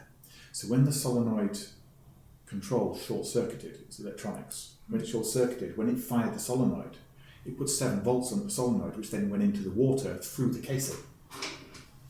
The 0 volt rail, the wet switches of the computer, was telling you whether you're in the water or not. Now, the way that works is that small amount of electrical current goes through those 2 little contacts on the computer to say, I'm submerged in salt water because some current will pass. Yeah. So the solenoid was putting power in the water, but it's from the same battery that powers the computer. So the power in the water was now a circuit with the seawater to the computer, which hit the wet switch with a bit of power from the solenoid, which raised the voltage level of the wet switch, which told the computer what 0 volts now is not 0 volts because it's added power to it, which meant every single one of those cells was trying to measure the millivolts from the cell against the 0 volt source. It's not 0 anymore. It's not 0 anymore, it's raised it, so it couldn't tell what the PO2 was. When it wasn't in salt water, when it wasn't firing the solenoid, it was correct. And I had no idea what's going on, so I'm looking at this rebreather thinking it's working perfectly here, but it didn't work in the water. I'm absolutely angry trying to figure this out. So I brought the rebreather back and dumped it on the bench with John and said, John, I can't figure out what's wrong with it. So he looked at it, and the MyFlex hose that went to the solenoid from the O2 supply regulator had no chrome on it. It had been stripped. It was bare brass. And John looked at it and he said, it's reverse electroplated. Because we saw one fitting that had all its plating missing. I said, oh, yeah. And that happened underwater, had it registered? If you put the power onto a piece of metal in the water, it'll either plate or it'll evacuate the plating from it. And John noticed that all the electroplating, all the chrome plating had come off the hose, and he said, well, there you are, it's short-circuited. Just like that. That was about to be a rabbit hole that you can go down for hours and hours. But that's the showing of the understanding of these things that you two have got. There you go. So there's 3 stories of shit that just happens, right? Yep. Shit happens. I think that. There's always one about... So there's a rebreather called the P1SS, the piss rebreather. Okay? It's a home-built piece of gas pipe. Right. And my friend, his name is Digger, or we call him Digger. Now, I'm going to be his safety diver, and this rebreather is made of gas pipe, an old, really old horse collar buoyancy aid, ABLJ, a mouthpiece made out of 32mm waste pipe fittings from B&Q. So we actually called the B&Q as our rebreather spares department. So we've made this whole jury-rigged rebreather for him, and he says, you'll be my safety diver for the day. And I said, yeah, fine. And so we're in the water, and he's got this stupid contraption hanging around his neck, and I'm sticking close to him just to make sure there's no problems. And then all of a sudden I see his arms go limp, and he started doing a shoulder roll on one side. So I grabbed him, pulled him close, looked into his mask, and then he smiles at me. He thought it was hilarious to fake an issue. So I slapped him around the head, really good and hard. And as we got out of the water, he stood up, and the weight of the equipment, the hoses just fell out from the mouthpiece. It's basically the whole rebreather self-destructed as he stood up. Oh no. Fair. That day. But then you're pushing the boundaries. Yeah, that's a problem with, at some point you can test and lab test as much as you can, but at some point you've still got to get in the water and do you think there'll be, as time go on, and you know, we see hybrid rebreathers, don't we? You know, do you think there'll be another generation of rebreathers? There'll be some new science? Yeah, I mean, there's certainly some new products out now that we've been working with Halcyon, and they've got a wireless sensor readings, which is going to be quite a big thing. There's a few hurdles to come over with integration, but actually that's We're working that's pretty big. Yeah. So no cables down your arms anymore for your rebreathers. Yeah. And that's when you say integration into other sort of dive computers, or into other systems. No, it'll be the Halcyon computer. It's part of that ecosystem where they have quite a lot of wireless development stuff. So they've got wireless GPS, tilt sensors transmitters with tilt sensors in. So you have your trim. So it tells you whether you're... Yeah, from the water or not, yeah. Well, divers like kit, don't they? And, a lot of divers do like stats, don't they? And I think if you've got a machine that somehow gives you that feedback... and I think most divers have that little geeky equipment the geekiness of it. And it's quite strange when you look at social media, and I can put a really relevant post on our Facebook, right? And it'll be a load blurb about something that people need to know, and it's important that you understand this blurb I'm putting out there, and you get 1 or 2 clicks on it. And I can put an old photograph up of a load of my kit dumped on the floor in the house, and there'll be 4 rebreathers there, and an Aquazet scooter, and some other thing we're working on, and all of a sudden you get 10,000 people wanting to have a look at it. People just like to have a look at kit. What about gases? What about gases? Because we've got in quite a bit of, not trouble, but Brent... do you think there'll be more exploration on gases? Back in the early days, I did that. You see, we're always looking to try and push the envelope. A little bit less now than a little bit older, a little bit wiser, a little bit less stupid. Right. But of course, wisdom comes with age, right? Okay. So in the early days, we did a lot of development. I broke a world record for underwater human endurance in the early 2000s. So spending time underwater, it's quite cool. And in one segment? Yeah. Single tank. Yeah. Longest time underwater on a single tank. Which was how long? 6 hours, 31 minutes and 8 seconds at the time. It was just as long as you were submerged, you broke the world record. I did it for charity. Oh, okay. It's actually it's been broken since, but nevertheless, it's the kind of stupid stuff that we did. It's like sponsored drowning. Stupid. But so we do stuff, and it's back in the early days of the Bob's bits for rebreathers. I mean, that guy was a genius at the things he made. The bailout valves. They just weren't known about. Cave divers with a jokey, things like that. It was the development of necessity. And let's face it is the development of necessity. The economy of poverty. It's those kind of things that you didn't have it, so you made it. Yeah. It was a lot more fun in those days, I think. So John made a full face mask for his rebreather. I think I'd never seen one before. That was in conjunction with Inspiro at the time, with one of their development teams. So we fitted a bailout valve and made it for closed circuit, which is what they were aiming for. On a full face, which was cool. But then you have the issue there of through water communication. Yeah. We've worked recently in defence applications on through water comms, underwater modem, stuff like that. It's quite cool. But back then, your problem there was especially if you're going deep, then you've got helium voice. Squeaky voice. Yeah. Exactly. So communications are difficult. It's a problem with commercial divers, right? And there were a few bits of research that were done on different gases in order to be able to alleviate that problem. And back then I was diving neoquad and neox, because neon has a lot of the advantages of helium. So neon, the same gas that we see in lights. That's what you see in those nice, glowing signs outside a bar somewhere. Yeah. So you breathe in that? Yeah. Yep. Wow.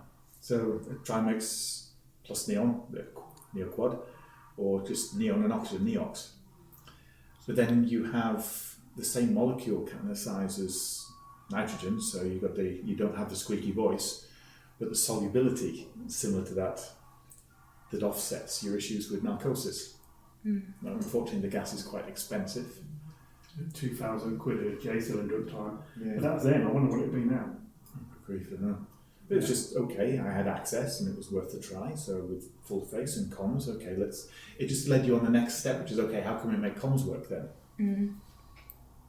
Yeah, but I think after you sort of see the price of that gas, once you got through a J, you're thinking, wow, another 2,000 quid, so I can have some gas again. That's a bit too much. But I'm guessing that you both have to be on it, don't you? because otherwise you'd be able to speak and the other person. The problem was it was diver to boat or diver to vessel. So your comms, they're trying to understand what you're saying, and all they're hearing is squeaks from you. Right, I got you. Yeah, I guess you can do diver to diver as well, but it wasn't done. Be expensive. In with that in mind at the time. Of course, nowadays on rebreathing, I mean, you can vocalise through a loop anyway. And on helium, you kind of get used to that voice. I think your ears adjust, don't they? Yeah, I think there's software as well that can change the tone and bring it an octave or two down. Yeah. Back in the 90s, it wasn't. No. But, so Brent experimented quite a lot until his gas supply ran out from that J cylinder. But there was always a worry that if you got bent, you might not be able to get unbent unless you're doing in-water recompression with the gas that you're on. Same mixture. Yeah, I don't think there's never going to be a chamber that's going to hold that sort of gas to help you get unbent. So it's best guess and table 2. Yeah. But at the end of the day, that's quite a risk. I know there's numerous people that have tried it over the years. I haven't heard of anybody doing it for a very long time. There's mainly defence, university, and other. Did I see something from Simon Mitchell about the hydrogen in the rebreathers recently? I think I might be wrong. I have to sort of look into who that was. They were doing something deep, weren't they? Yeah. Can't remember if it was Simon Mitchell probably. That's the sort of his side of things. He's a legend. He just goes into all sorts of stuff. Yeah, very clever. Because if it wasn't for people like them, we wouldn't have the kind of exploration that we have now. No, but there are new divers coming into the industry that are furthering their journey down from recreational to technical that need you, because they will still be wanting to further their journeys and get better equipment. Now they just need to take notice of what those people are doing. So you look at the Richie Stevensons, Rick and John and Simon. There's a lot of amazing divers out there. I mean, there's so many people you've had on your podcast yourself. Yeah. I mean, Mark Dixon, there's another one, Dark Star diving. I mean, we kind of saw them as rivals back then because they were doing some amazing dives and we were trying to do the same sort of stuff. And they're still doing it now. Yeah. But I suppose a lot of this technology is now plateaued because of everyone, the manufacturers who are now making them. The technology hasn't now carried on. There hasn't been any quantum leaps. Certainly in the early days, it was easy to invent stuff because there was not much out there. So there was lots of things you could do to move things forward.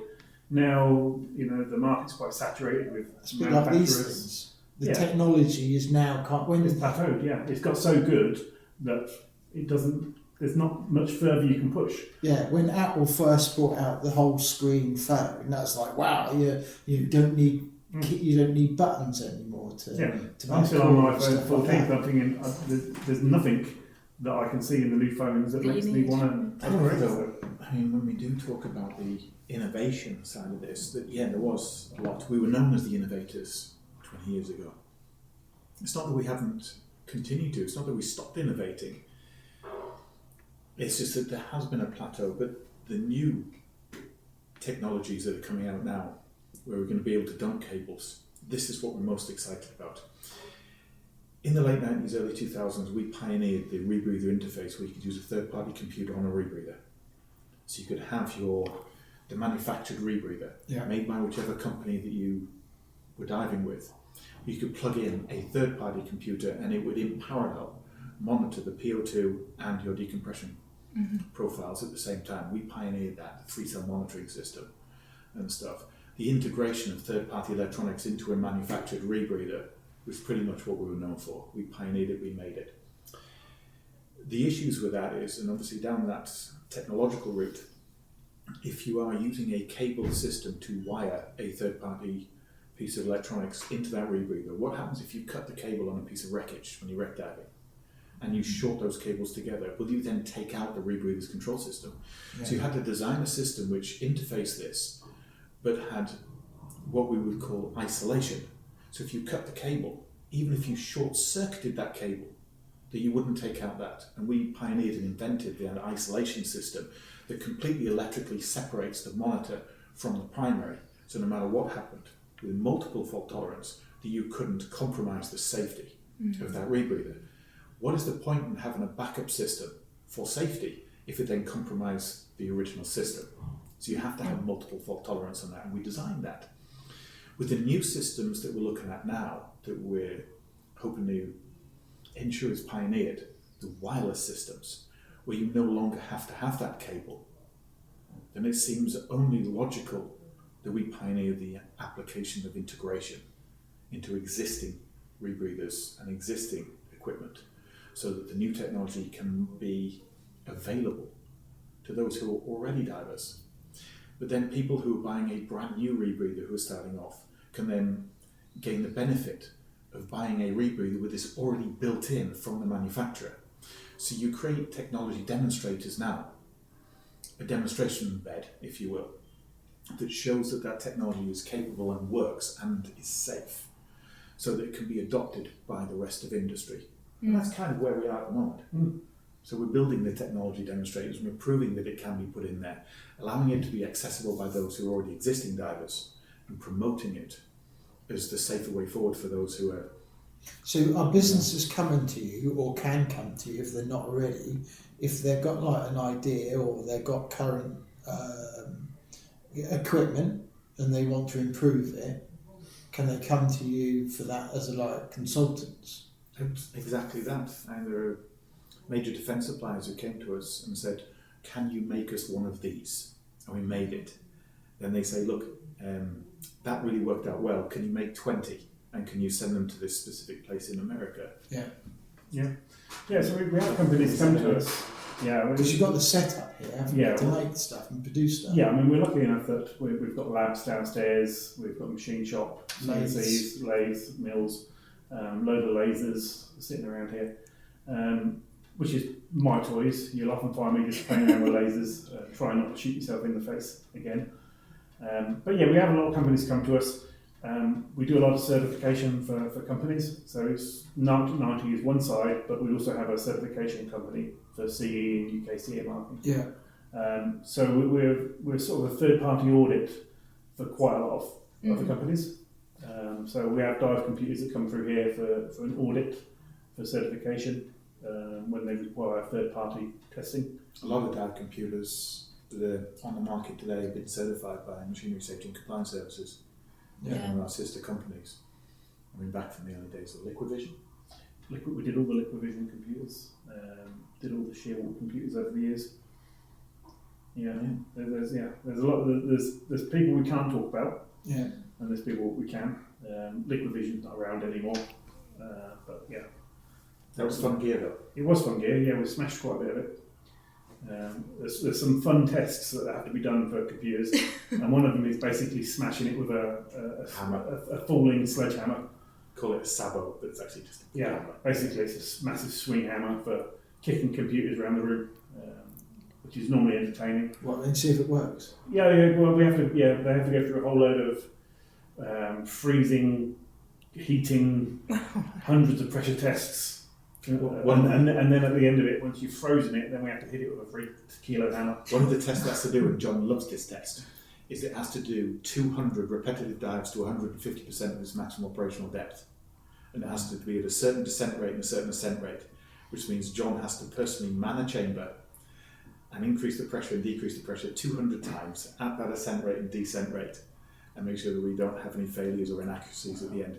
And we actually ended up building a fully automated test system. We have our own PLC controlled, and we wrote our own PLC program for it. We have a full programmable logic, computer controlled test dive facility. Because in the early days, I used to sit there with valves opening and closing, timers on and off, and the test takes 24 hours. So it's a 24-hour non-stop stint to be able to test the computers. So after a while, I've got to automate this. This is test. What's the maximum depth we can do tests to now? 400 metres as a norm. We tend not to use that chamber because it's quite a lot of involvement, lots of bolts to hold big windows down. So we normally test about 25 bar, which is the normal day-to-day stuff for us.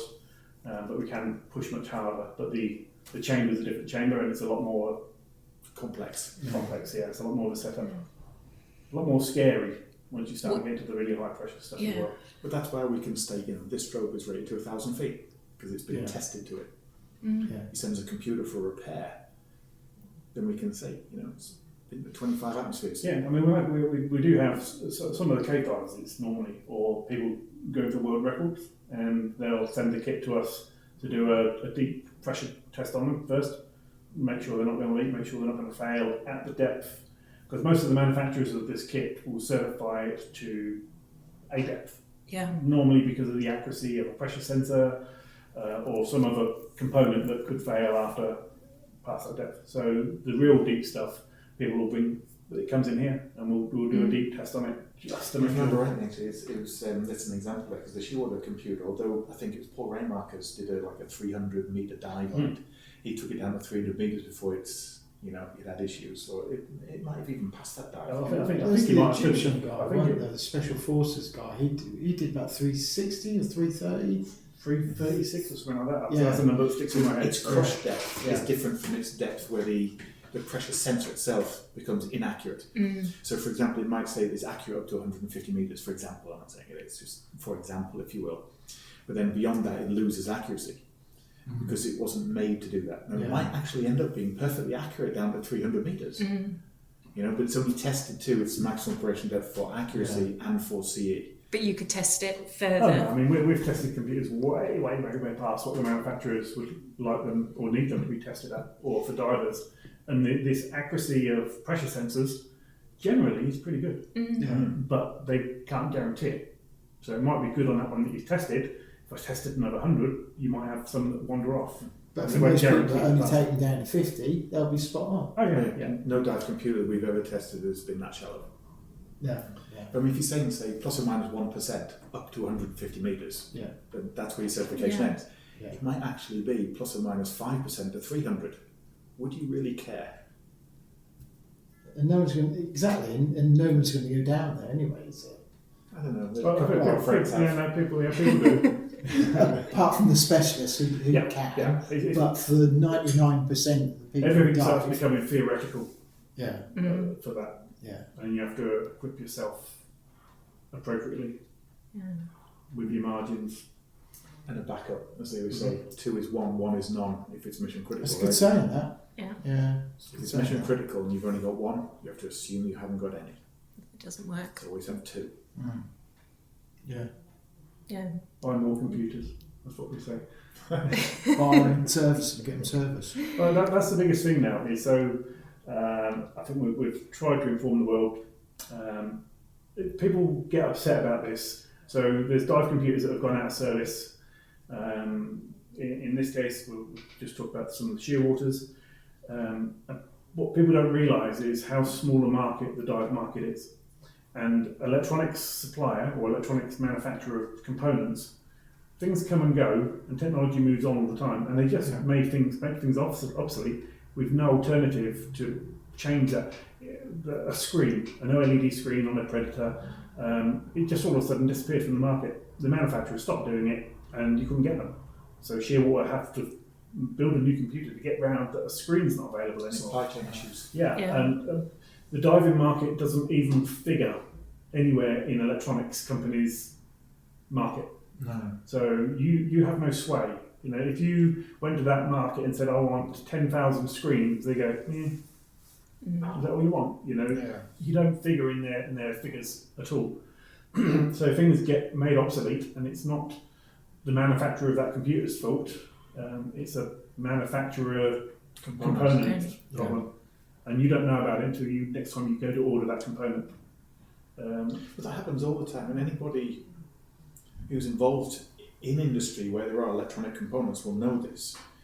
Now, a lot of the people who listen to this podcast probably do work for other companies, whether it be electronics companies or companies that use electronics. But I mean, just take the automotive industry. We used to manufacture parts for cars in lighting. It's just one of the electronic side that gets, part of our businesses, and say we do everything for everybody. Yeah. And that lighting, how many times do we have to redesign the lighting because of obsolete components? We've redesigned the boards twice because they made an LED, an automotive LED was made redundant, and there wasn't another replacement. You think LEDs, they're everywhere, right? They just discontinued this automotive component. So we went to restock, and buy another 20,000 LEDs, they go, no, can't get them anymore. So then you've got to go back to the drawing board. Start redesign the whole board again, start again, and then go through testing again because you change these components. And that's happening twice. Yeah, and it's the same for servicing. Servicing is now more important than it was before. Well, it's always been important. If you don't look after your computer, you'll end up flooding it. So somebody's got one of these old computers. It's more important to get it serviced. Serviceable, very good computer. That's fine. Yeah, we can service it now, but if you damage the electronics, that's it. Scrap. So service it for the price of a 100 quid service every couple of years. Your computer's going to last for years. We can only hold on to those spare parts, those historical spare parts for so long. And obviously, there is a requirement to keep electronics serviceable for a number of years. And there's even legislation throughout the UK and Europe which relates to that, to keeping it serviceable, because we don't want to have to scrap things, and it's waste, isn't it? And it's not environmentally friendly at all. So to keep things going, there's a necessity for that. But this legacy equipment can't be kept going forever on spare parts before that spare part has been exhausted. So if you do flood that computer, you can't get a replacement part for that board. You take the old Pursuit, the very first Shearwater that was mainstream. The Pursuit is still an incredibly good computer. I don't believe the algorithm for decompression has changed much. No, I don't think so. We still actually have parts for this old Shearwater Pursuit, but they're parts that we scavenged over the years, and rather than throw them in the bin, we kept them. So now we have a bag of electronics. So if somebody's out there, well, I can still I can still fix your Pursuit for you, where I can't fix some of the newer computers because the parts have been made obsolete, and we brought as much as we could get, and it's got to a point now where there is no components left. So basically, that diver has to go and buy a new dive computer. Ends up being a new computer, over for the sake of a couple of quid. So get it serviced. We can still do that for now, but that'll come to a crunch point as well, where those parts are not available. So it's not the manufacturer's fault. I should have bought my Perdix up to get that service. Well, because you could have hasn't just been dropped into serviced. the lab and they would have done it for you. While you wait service for you. Yeah, and it's a shame. I don't want to see any computer go out of service. No. I mean, I have all the Shearwaters right from zero, right from the very beginning. And I pride ourselves on trying to keep them running for people, but it's got to that point now where it's just not going to happen much longer. Yeah, and it's important to have a piece of equipment that you know and like using as well. So rather than keep moving to the next model, it's absolutely. But of course, as far as the servicing and the lab downstairs is concerned, we carry out servicing and repair on so much. So you erase your computer. That ratio computers, Shearwater computers, all the legacy Shearwater computers, Halcyon lighting, Aston Martin rear lights on occasion. Aston Martin? Yeah, well, it's part of the lighting that we made was for Aston Martin. So we made sequential lighting. So all of these weird and wonderful things that sort of turn up. Narked is part of a group that John and I have been leading for a while. So you've got machine and safety compliance services, Narked, the N90, sensor solutions, stuff like this. Exactly. Now, we have supplied our products and services to a number of different projects and clients, starting with the Dreadnought class submarine, the Astute class submarine, the rear fuselage of the F-35, the new Challenger 3 tank. These are our clients. Red Bull's F1 simulator, we certified it. Alpine F1, you name it, we've pretty much done it over the years. So our client base is actually fairly significant. I mean, you can see the pictures on the wall there with the Apache. The H64D, of course you've got the new E coming out. And this is probably what a lot of people don't realise about the Narked at 90 name, that just how powerful you are. Well, we do things that are interesting to us. So it's not always the diving industry that we work in. If it interests us, we'll go down a little spiral into another industry, and all of a sudden another company. And they have need for us, so we go and help. And some days you feel like you've made a difference. Yeah, I get that. And that's all the stuff that people don't see. It goes on in the background, or we don't make a big noise about. So we're not just a dive shop. Most people, like when you come here, you walk around the factory here and you go, there's always weird and wonderful things going on. So it's an interesting place to be. So downstairs at the moment we're making new strobes, but other weeks you never know what's going to be machined. Out of some exotic materials. Yeah, this is going to be used inside a submarine, and we can't have certain off-gassing, therefore it must be made out of this. Therefore, can you make this rebreather out of this specific material that we seem deemed to be safe and not safe? Yeah. Okay. Yeah, that kind of thing. That's interesting. Where are we going to get this material from, John? Never heard of it. Yeah. So yeah, we're an unusual company with what we do and what we get involved in. But keeps it interesting for all of us here as well. And if you just make one product and all you do is make that product day in, day out, I'd be bored. Really bored. So how many people have you got that work here now? 14. I think it's 17. Sorry, yeah, you're right, aren't you? 14, 17. I think it might be 20. And on the shop floor? How many's on the shop floor? There's one machinist in there at the moment. There's a few in the lab. The sales team. We share labour between all the companies. So all our accounts team for all the companies are the same people. We've got managers here that share responsibilities between the companies. So any one person can be off, and there's other people that can cover. So you never have that one point of failure with It's like diving, isn't it? It is, yeah. I mean, it's hard-won things as well. You know, don't buy an old server from eBay and hope to be reliable.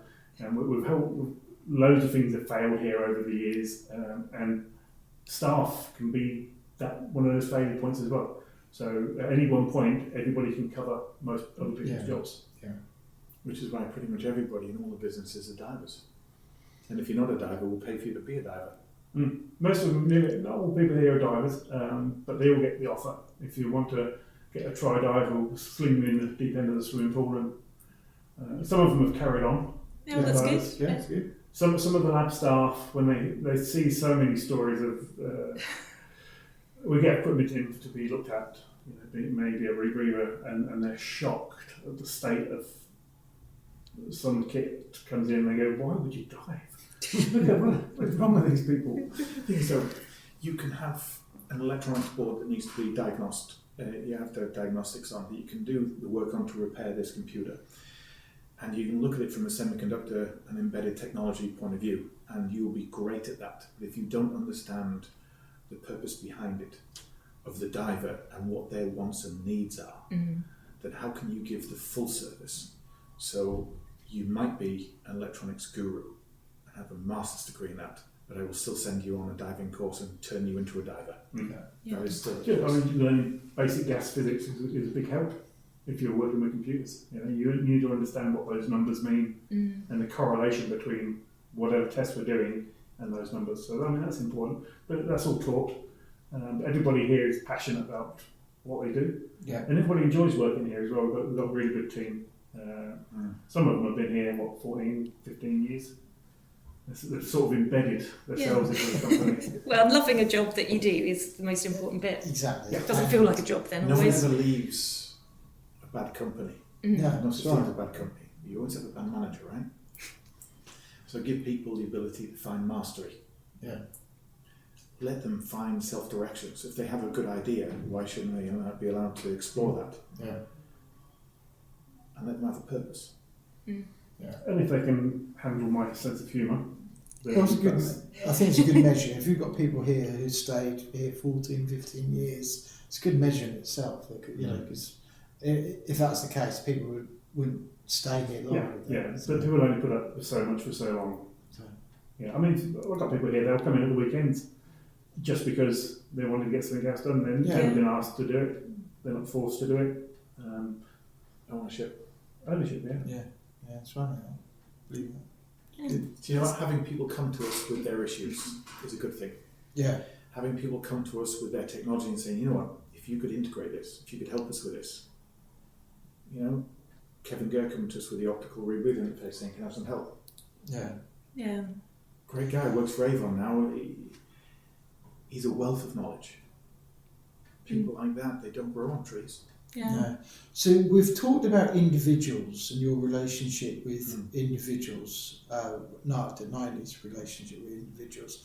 What about dive centres? Because with dive centres, for the new divers who will listen to this, who maybe, their first step into diving, their first face, if you like, of diving world will be the dive centres.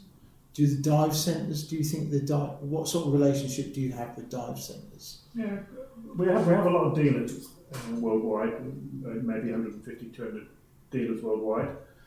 So I guess we are there. We don't have loads of big flashy banners, hanging on dive shop walls. That's generally, we don't really make anything for beginner divers. We don't do the snorkels and fins and all that sort of stuff.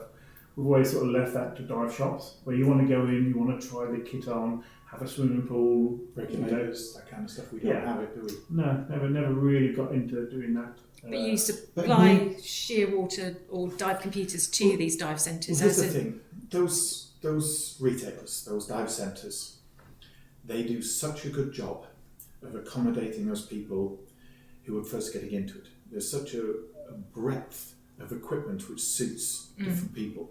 Yeah. That we tend to find that we're a specialist, and our focus is on the specialisation of that next step. Yeah. We wouldn't pretend to be the kind of people who can help those with the first step. And when you look at those instructors and those dive centres who have made a career out of ensuring that they provide that service which is appropriate for people who have no sense of direction as to where they're going to go into scuba. Will it be holiday diving? Will it be first doing inland water and enclosed, confined space diving, or are they going to be doing open water or club? Or are they going to take a more commercial route? The opportunities to those are so wide. You need to have people who understand that, who've grown up with it and continue to service that. And I would never want to take away from those dive centres and instructors who live and breathe this every single day. Yeah. And the issues they have with that. We know a lot of them. We have a great deal of understanding of the challenges that they face. And we're just simply not experts in that. If you came to us for advice, we'll give you the advice. We'll give you the knowledge and experience that we have and try and pass it on so that you can learn from our mistakes. Because that's what we've learned from. But essentially those centres, it's not our fault. But a lot of those dive centres now, and I'm sure we'll be looking at how they bring divers on from open waters through their diving career and then potentially into tech diving. Well, that's another thing, is that what do you define as technical diving? Because back in the 80s and 90s, technical diving was very simple for us to define. Okay. It was very straightforward, and although you might have slight nuance of argument over, exactly where technical diving fell in the definition, we all had a very much broadly the same definition. Today, that is almost impossible to define. Mm-hmm. But certainly, when you look at a diver today who is not what you call technical, who's doing air diving on open circuit and is enjoying that recreational diving in the way that they should do, and God, I wish there was more of them. I really do. But when they look forward and they say, I want to go a little bit further, I want to stay in water a bit longer, and they choose to then do nitrox. So they're going to change gas. Yeah. Almost every dive computer in the world today is going to allow you to change from air to enhanced air nitrox. Yeah. Of course it is. Helium diving, a lot of people are afraid of that, and there's a lot technically which goes into learning how to dive helium. But once you go beyond 30 or 40 metres, I would never get in the water without helium because of its advantages. And as soon as you go closed circuit, the cost of diving helium suddenly drops off massively. And the cost of equipment is way higher. It suddenly then becomes why wouldn't you dive helium? Yeah. And anybody who's ever got in the water and gone beyond 40 metres who knows how it feels when you're on air is going to know the benefits of diving helium. Yeah. When you get to that point where you're looking towards that and thinking, do I or don't I? People tend to mystify it. I don't know whether it's because they like the the mystery of I'm a technical diver, and this is there's a little bit of chest beating and making it a bit mystique because I'm a technical diver. I think it goes to part of it. Yeah, absolutely. Yeah. I don't think really that should be the case. I think it should be open and transparent. They should see it actually as a natural progression. So why is it so difficult to kill in helium? It isn't. And you see some of these instructors, and you see the ethics that they have. I mean, I remember diving off Marlin Head, going on doing some of the wrecks out in the North Atlantic there with Richie Stevenson on the Royal Watcher. And that is going back some time, you know. That was a hell of a boat. And you see the way that instructors like them have operated when they're teaching people in Mod 1, Mod 2, Mod 3. I have a lot of respect for that. I couldn't do it. But those kind of people should be held in high regard, and these divers, these recreational divers, should be pointed towards instructors like those to say, go and speak to them. They've got the passion and the inspiration to take these people further. Exactly, and that's, I think, is the dive centre. It is their responsibility to know how to point people towards that progression, to make this a bigger recreational environment for people. But you have to give those dive centres the support when they do take those people on. Maybe, I mean, a lot of these dive centres, they'll only have beginner equipment. Yes, yeah. And they want to sell you that beginner equipment and then sell you the next red piece of equipment after you bought the blue one. Where a lot of them, and one dive centre said to me many years ago, I don't see the point in stocking anything technical. He said, I don't see any point. There's no, who goes technical diving? I said, well, all of us lot do. He said, but don't buy anything from my shop. I said, because you don't stock any of it. I said, if you don't have it, people are not going to come to you for you. If they only know that you sell pink fluffy snorkels, that's the only people you're going to get. Yeah, and then those divers are either stunted and they're not going to move on, or they move to a different, or they go somewhere else. Yeah. It is actually right that there should be more. No, the thing is, there's not a high turnover of that technical equipment in the dive shop. So it is going to be something which will sit there, which is not ideal.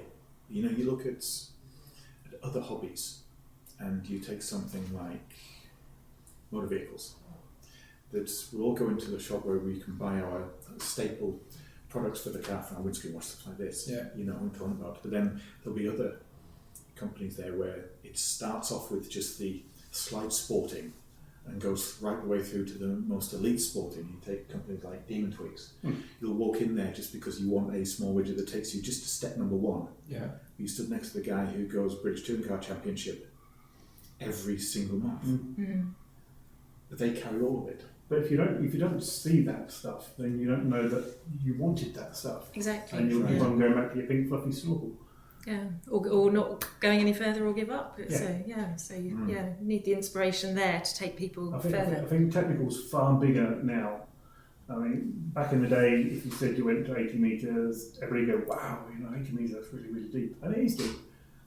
But compared to what people do day to day here now, 80 metres here, only 80 metres.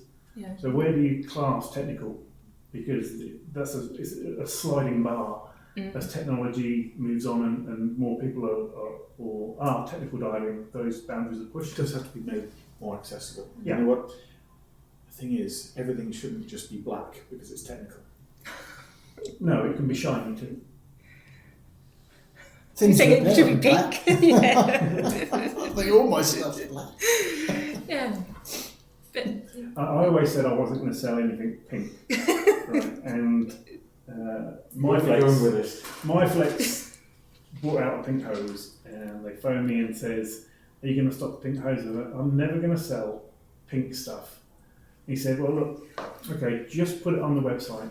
So I put it on the website, and the very same day I sold a bloody hose. I think pink hoses. So now I've got to go and buy them. What's the matter with the pink hose?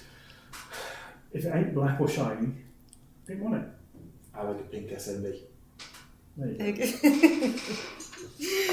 We've been there before, haven't we? I know it's America. Well, I think that helps people's understanding of Narked at 90 and where you've started. where the middle bit and where you're going to in the maybe future. Next time we'll release all the details of all the things that have gone wrong in the dives, the things that we wouldn't normally tell you.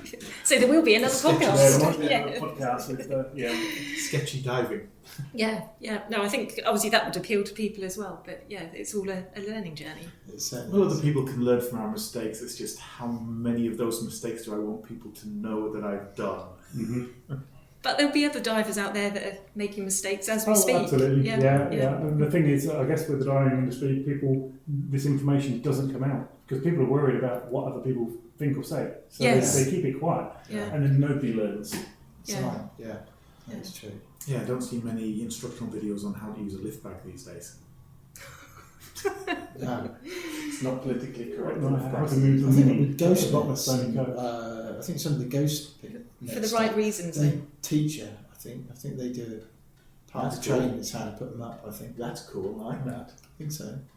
Yeah. So I mean, is there any agencies that are actually teaching DSMB deployment? When I dived, it was never a thing. It was on the advanced, but it was very quick. You get a go on the advanced, or you can do it as that is actually a thing that you can take. I can't remember what it's called now. But Speciality. Speciality. It's not a speciality. I mean, it should be a necessity for everybody. Before we move on, and obviously we're talking about lift bags and brass and stuff. There is one thing I do want to mention about wreck diving and the political correct debate over whether we should lift brass or not. Many years ago, I found a wreck. It's called the SS Hogarth, built in 1918 in Aberdeen. It was a steamer, just cargo and second-class passengers that sailed once or twice a week between Aberdeen and London. And it was just during the war. It was providing the provisions and everything that our nation needed.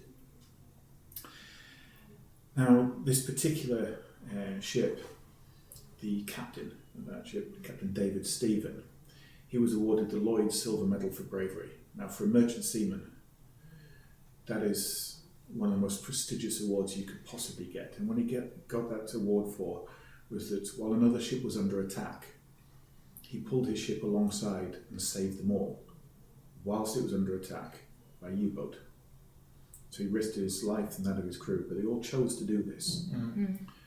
On the week that he received that award, his boat was hit with the loss of all life but one 19-year-old seaman. We found the wreck. I found the bell. And I brought the bell back along with a couple of other items that we found there in order to identify the wreck. And it made a little bit of a splash in headlines at the time about this thing, and I got a phone call from a lady called Meredith Routley, and she was the curator of Aberdeen Maritime Museum. She said, we are putting on a display of it's either 100 or 150 years of shipping of Aberdeen, because obviously it's a maritime port, and their maritime history is significant. And she would like some of the artefacts that we'd found, all reported to the receiver of wreck and whatever, in order that she could talk about it. Because obviously this ship and its crew was significant to the Aberdeen community. And she did a talk about Hogarth. And there was a number of people who sat in the room during that talk. And at the end of that talk, an old woman and her daughter walked to the front, and in her hand she had a bundle of cards all wrapped in a little ribbon. A load of cards, postcards. And she handed them on and said, my father was on that ship and he wrote to me every week. Wow. Telling me about the second-class passengers on board, and it was a record of what life was like aboard that steamer and who the people were and what made them so damned brave to do this. And Meredith explained that if you hadn't found the wreck, if you hadn't provided all that, including the brass, for the exhibition, which I shipped up there at my expense to make sure it could be there for people to see. So all of that stuff was put on display in the museum. If we hadn't done that, they wouldn't have had the talk. They wouldn't have met that person. She handed over all those cards so that now there is a social record. And it is the social history of who were they. Bringing them real, yeah. And why did they do it? And why was it so important? that social history would have been lost. Now you imagine if that woman had passed away and those postcards had never been handed on, they would have disappeared somehow, and none of us would know about Captain David Stephen and the people that they saved. People would know about HMS Snafer, the paddle steamer, it used to be called Waverley, that rescued so many troops from Dunkirk and from the Gallipoli landings. It's the social history which you bring back, which is important, that people should know about. Yeah. That you don't get to hear about. Mm-hmm. Yeah. So don't just take brass and put it in the garage. Yeah. That's just a waste. Yeah. For everything and everybody. Yeah. So Brent's bells and things like that end up in museums or on displays or like this, Yeah. And we've heard that from other wreck divers on the podcast where they've actually looked into it more and, declared it, and then this whole amazing story is unfolded. Yeah, social history, which we'd have lost if wreck divers didn't find and then tell people about it. Yeah. Those are definitely. Yeah. So long may it continue. Oh, so history gets lost. Yeah.